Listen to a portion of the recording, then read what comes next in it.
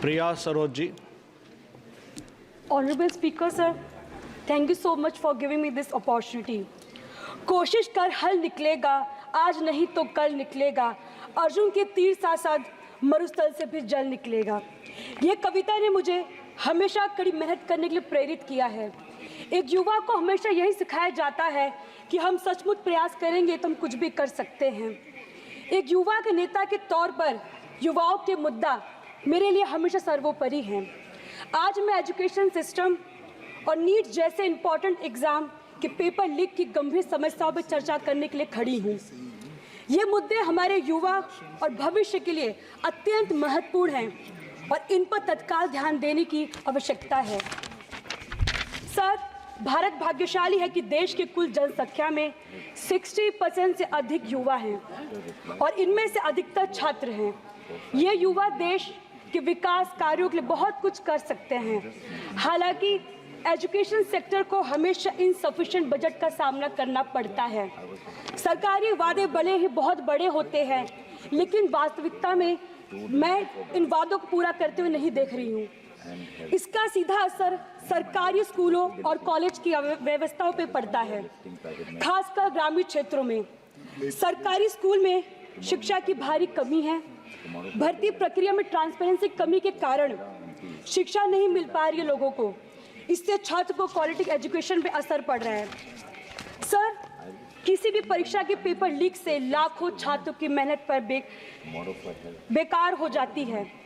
मेरे प्रदेश उत्तर प्रदेश के police constable परीक्षा 2024 और UPPSC RO ARO paper leak जैसे उदाहरण दिखाते हैं कि एग्जामिनेशन सिस्टम में गंभीर खामियां हैं। Sir, in this digital age where the world is moving towards technology advancement, our school lack basic technology facilities. The situation is particularly bad in rural areas. It is imperative to connect students with modern technology so they can compete globally. Sir, the repeated incidents of paper leak weaken the trust of students and parents in the government and the education system. Such incidents indicate the serious flaws in our examination system, which need immediate rectification. The National Testing Agency has faced significant criticisms for delay in the conducting exams, which has serious implications for students.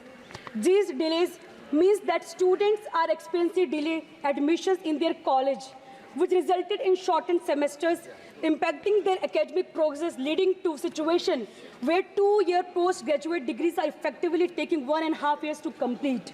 This burden disproportionately affects the students from economically and socially weaker background, who face additional challenges due to extended timelines and financial pressures associated with delayed admissions.